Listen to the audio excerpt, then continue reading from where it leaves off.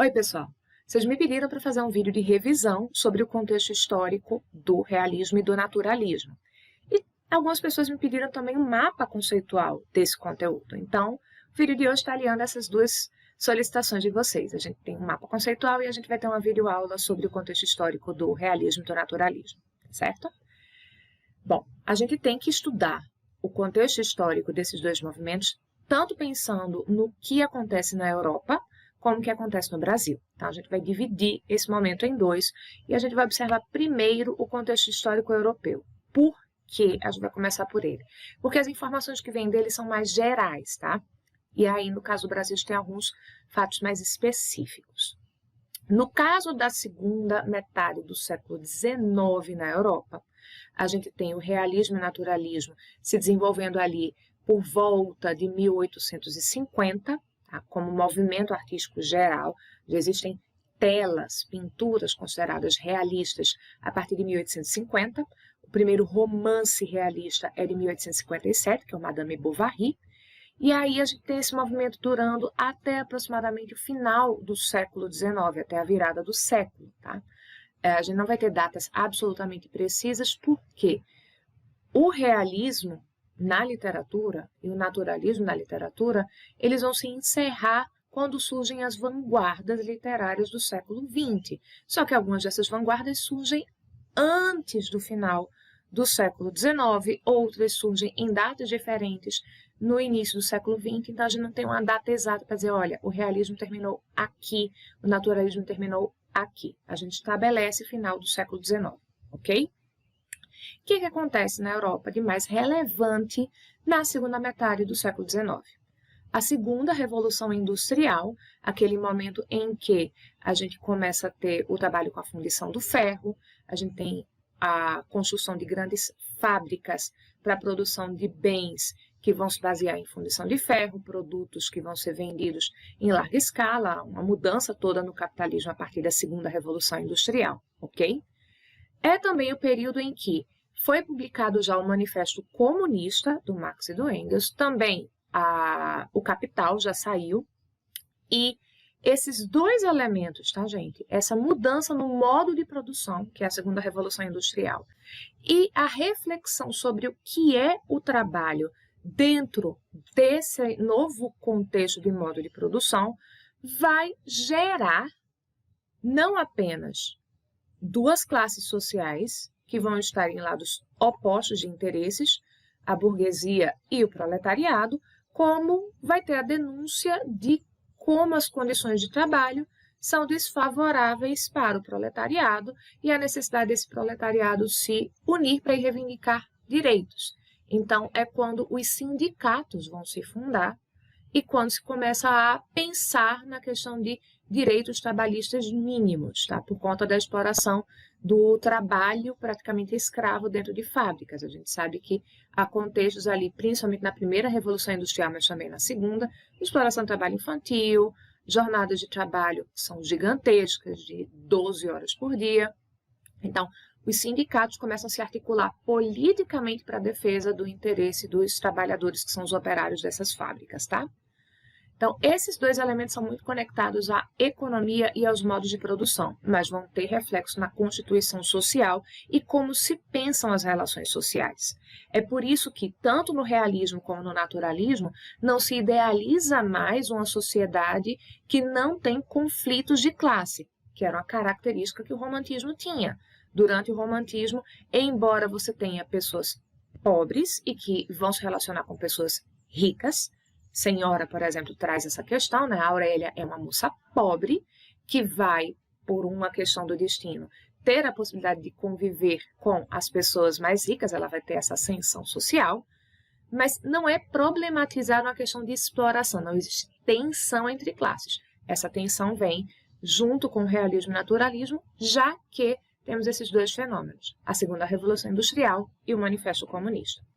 É também o período em que a gente tem o darwinismo, então a teoria da evolução das espécies de Darwin, que vai ser lida, essa teoria, e aplicada nas relações humanas, aquilo que foi chamado de darwinismo social. E a gente sabe que essa história do darwinismo social gerou também toda um resgate de questões de eugenia que já existiram antes na história. Esparta praticava a eugenia, mas agora essa eugenia vem dirigida especificamente para raças. Existe uma teoria de que existe uma raça, sempre em aspas esse termo, né, gente? Era o termo que se usava na época. Existiria uma raça mais evoluída, uma raça menos evoluída, e para a humanidade como espécie, o ideal seria que houvesse um investimento nessa raça evoluída, e aí a eugenia gerou o que gerou historicamente no século XX. A gente sabe que houve coisas muito terríveis em nome desses ideais.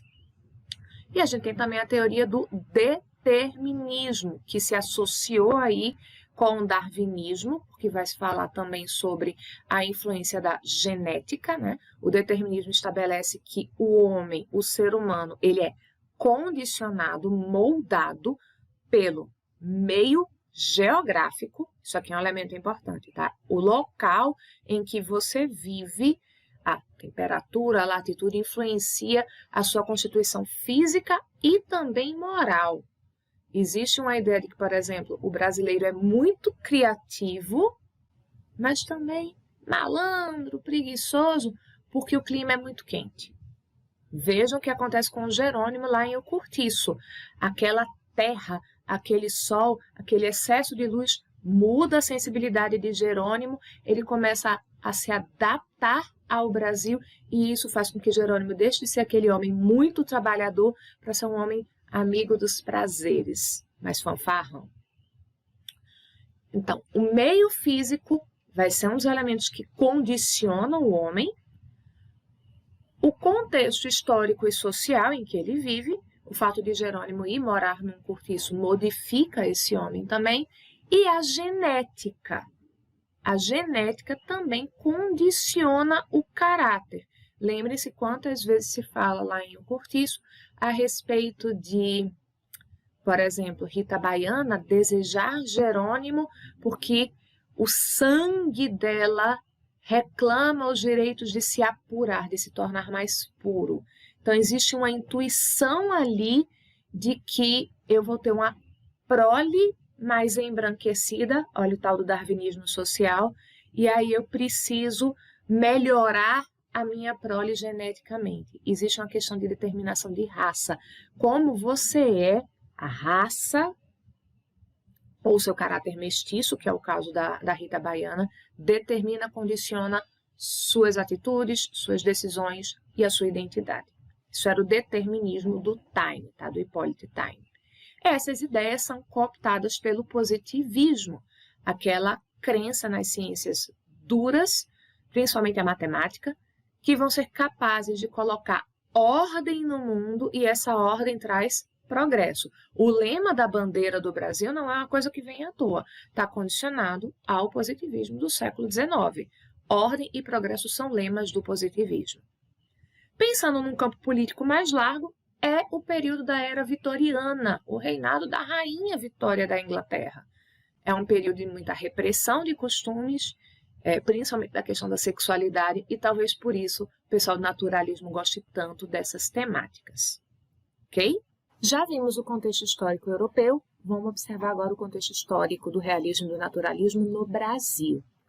Ok?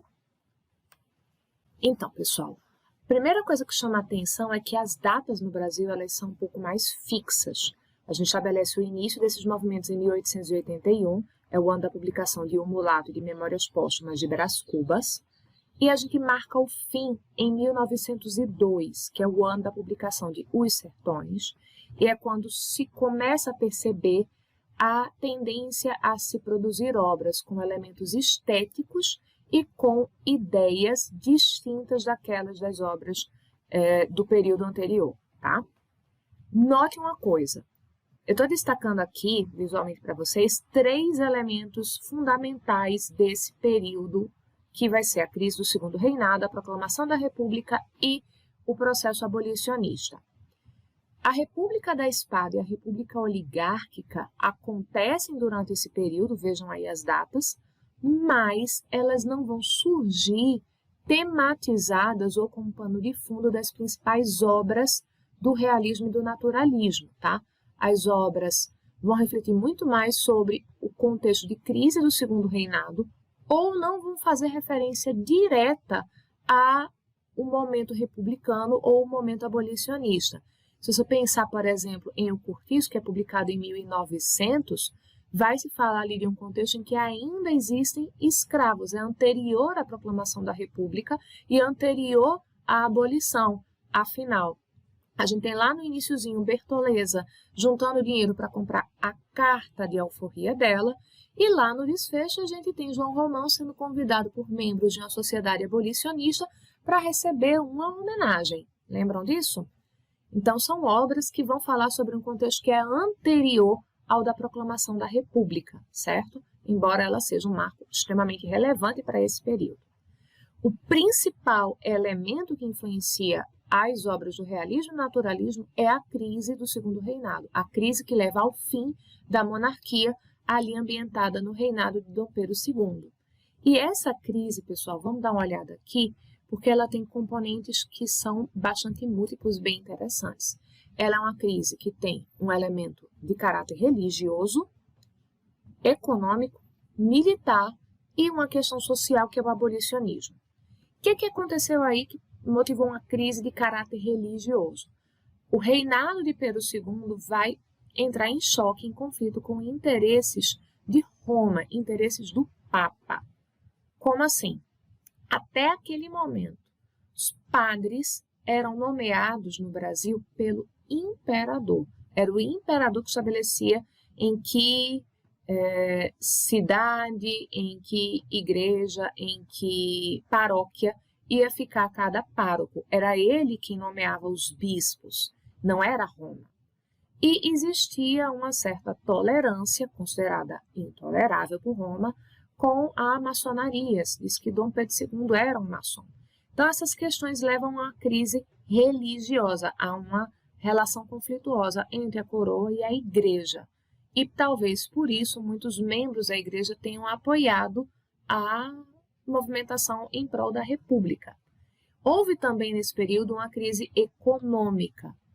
Essa crise econômica tem como fonte as dívidas de guerra movidas pela Guerra do Paraguai, que acontece algumas décadas antes desse período.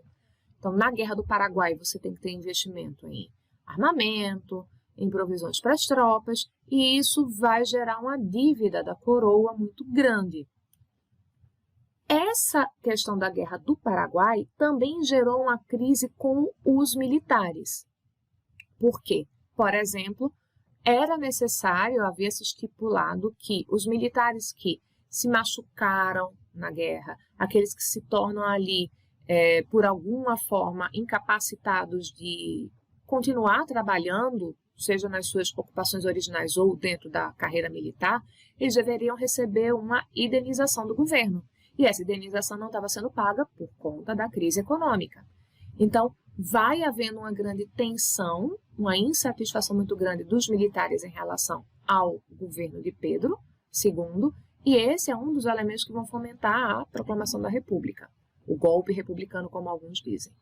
E, por fim, tem a questão abolicionista, as tensões que vêm do movimento em prol da abolição e também contra ele, e todo esse conjunto de questões ainda vai ter a ver com a Guerra do Paraguai, porque havia sido prometida a alforria aos escravos que foram guerrear na Guerra do Paraguai.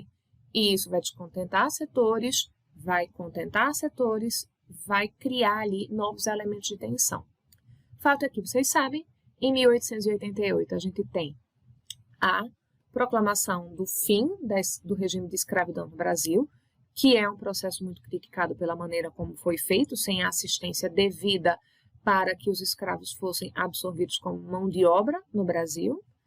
Existe toda aquela política eugenista que vem ali das ideias do darwinismo, de branquear a população.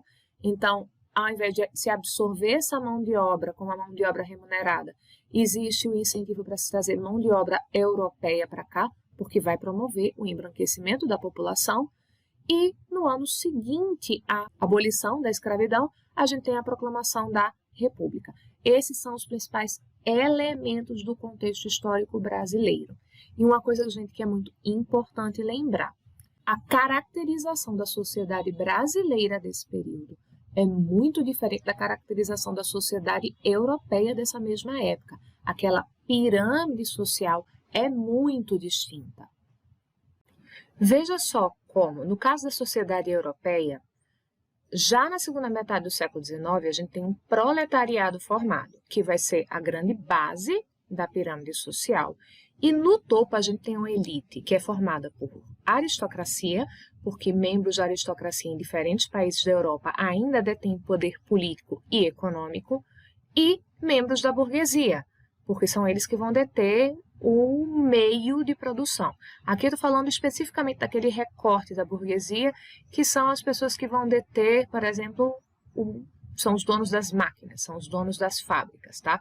Claro que existe aí dentro desse proletariado, não apenas operários de fábrica, mas todo mundo que vai ter um trabalho pago. Então, o operário da fábrica, o camponês, porque ainda existe, evidentemente, camadas dessas populações que estão em zonas rurais, e a gente vai ter, nesse setor do que vai ser o proletariado, qualquer um que exerça uma atividade paga e não tem os meios da produção, tá? No caso da sociedade brasileira, um pedaço do que vai ser o cenário em que se desenvolve o realismo e o naturalismo vai ser dividido, a sociedade vai ser dividida em 3 camadas sociais, porque a gente tem a elite, formada essencialmente por aristocratas e latifundiários, geralmente eles eram as duas coisas. A gente tem um país que, durante todo esse período de realismo e naturalismo, sua economia não é industrial, ela é essencialmente agrária. Então, quem detém o poder é o dono da terra, o latifundiário. A gente tem também uma camada de homens livres, homens e mulheres livres, que são pagos, são remunerados por um trabalho que fazem e não detêm a terra. E a gente tem lá na grande massa, os escravizados, homens e mulheres escravizados. Quando a gente tem a abolição, então a partir de 1888, essa pirâmide se torna, em termos de distribuição, mais parecida com aquela lá da sociedade europeia, porque a gente continua tendo 2 camadas, como nos 2 casos, mas observe que quem detém o poder no Brasil continua sendo o latifundiário. Esses latifundiários geralmente são aristocratas de alguma maneira.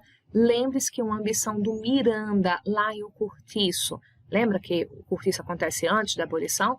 Que é que o Miranda deseja, a partir de certo momento da narrativa, comprar um título de nobreza. Então, ser aristocrata era você deter poder político, poder social e, dependendo da circunstância, o poder econômico se aliava com esse outro tipo de poder, tá?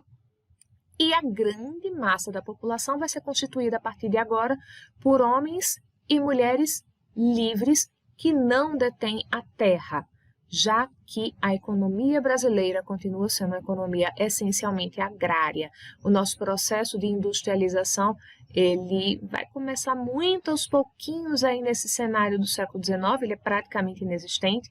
Veja que, por exemplo, lá em O Cortiço, que já é uma obra de 1900, mas ambientada antes desses eventos de abolição da escravidão e de proclamação da República, se fala, tem uma fábrica de massas, se menciona que é possível de lá do Cortiço, São Romão, ouvir a máquina dessa fábrica de massas. Mas nenhum daqueles personagens trabalha em uma fábrica, nenhum deles é um operário de fábrica.